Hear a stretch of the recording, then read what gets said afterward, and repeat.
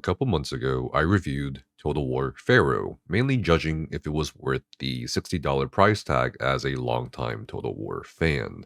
And my conclusion was, nah, it's not worth the $60 with a 6 out of 10 rating at best for something that felt more like a reskin with some interesting mechanics added to it and without much thought about balancing.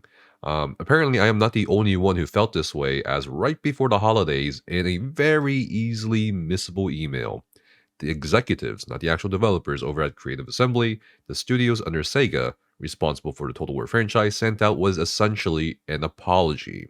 Now, on the surface, objectively, this communication and what followed is good. But in this video, I want to go into the greater context as to why this apology happened and what this could mean for the future of Total War. So first, let's read this message from the leadership team. Dear Total War fans, I'm Roger Collum, Vice President at Creative Assembly, and writing on behalf of our Total War leadership team. It has been a difficult few months, and we recognize that we have made mistakes when it comes to our relationship with you all. It's been a constant conversation internally on how we can get back to solid ground. What's clear is that it won't be easy and that it will take time and effort. We see the confusion, the frustration, and distrust of us across the community, and honestly, it breaks our hearts. We make games to bring you joy, to inspire a love of history, of fantasy, and strategy games. Total War is our everything. We care about it as deeply as you. Recently, it's clear that we have failed to demonstrate that in our actions. We are sorry, we cannot fix our issues overnight, but we will work towards a more transparent and consistent relationship with you all. Total War is a big and complex ship to steer, built on decades of knowledge, passion, and technology. The slow and steady pace we've taken up until now has benefited us in the past, but today we see the need to react faster to help address the challenges that are ahead of us. So let's talk about those challenges and what you can expect from both Total War Warhammer 3 and Total War Pharaoh going forward. Apparently, there was a lot of backlash against the Shadow of the Change DLC, and of course, they're addressing what that was and how we're going to basically make it free for everybody who owns it, who owns Total War Warhammer 3. And that'll be later released in February 2024. And then, of course, they promised more communication as to what the DLC will exactly look like. And they have also mentioned the Drones of Decay DLC. And it just keeps going on and on about how they'll communicate more, which is great. I think it's great that they acknowledged that they need to be more transparent, that they acknowledge that perhaps they're being a bit too money grabby. And it's great that they are going to promise even more communication on that front. Now, for Total War Pharaoh, which I reviewed, it's just not a very good game, to which where it's just not worth $60. And I think they definitely saw a lot of that feedback from a lot of people, and in fact, a partial refund was issued to people who did pay $60 for Total War Pharaoh through Steam and through other platforms that they may have bought it from. And they even say our next update, and what was originally our first paid DLC, will release in early 2024 as a free update. Now, they actually have kept to their promise here in terms of giving out the free DLC for Total War Pharaoh. So it's called the Total War Pharaoh High Tide update. This was supposed to be the original DLC, or the first DLC that people had to pay for. So it introduces 2 new factions, mainly the 2 Sea Peoples that were purportedly part of the Bronze Age collapse. They've also added 37 new units, most likely because a lot of the feedback was, well, for a historical Total War game, or for just the Total War game in general, even if it's not Warhammer, the lack of unit diversity is very telling. And of course, they added some more new mechanics, some more deities, and so forth. And they even mentioned here on this post that they reduced the price of Total War Pharaoh, as we think this is a fairer cost of the game for players. And then they kind of clarified that, hey, we're going to cancel this being a DLC. And in fact, we're going to rework our roadmap for DLCs, instead focusing on free content updates and improvements on basically everything they can do. So why is this happening? Is it simply because of consumer backlash? A bit, and also there's some greater context here, like I said at the beginning of the video. So Creative Assembly, late last year in 2023, actually canceled their Hyenas project, or Hyenas shooter game. Now, for those of you who haven't heard of this, me too, I haven't heard of this either, but they did cancel it. And they had put in, what was it, $100 million into it. Basically, Sega, their boss, canceled the development of a Hyenas, right? Their new IP. And they even announced, or Creative Assembly rather, had to announce that there is going to be layoffs.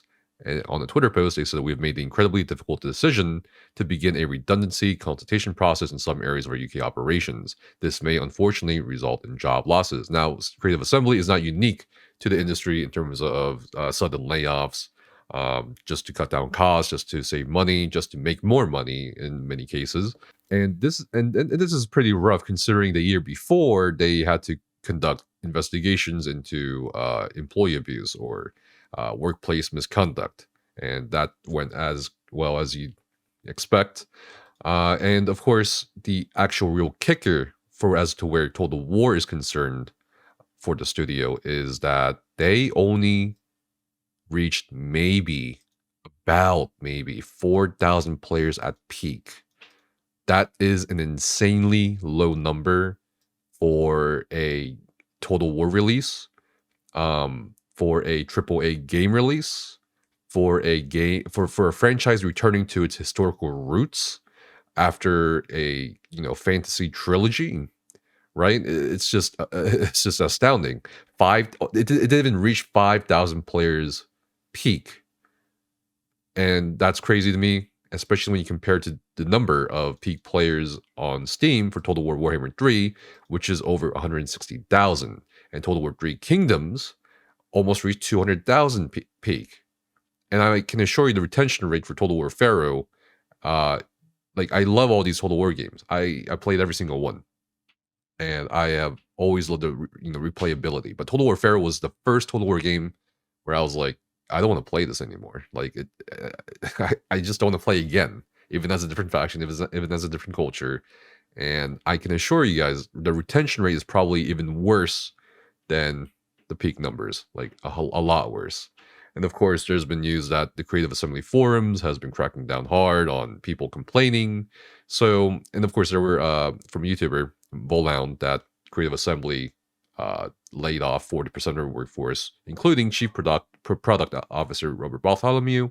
I haven't kept up with this. I'm not sure if these rumors or leaks are true or not as of the video, but all these things kind of compound, and it's a bit concerning, right? $100 million project canceled, a game release that just doesn't do well, which spells bad news for the studios in general, and just longtime communities, longtime fans just kind of being dissatisfied with the not just the quality of the games, but also with how the games are basically modeled, essentially the same after years and years, and also the kind of like unnecessary monetization.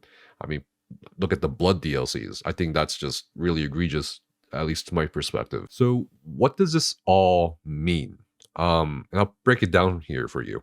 On the corporate and financial side, as the entire tech and games industries continues to see thousands of more layoffs from 2023 going into 2024, basically happening almost every 2 days at this point, Creative Assembly and Sega, by extension, will continue to be affected as their profit margins are going to be looked at.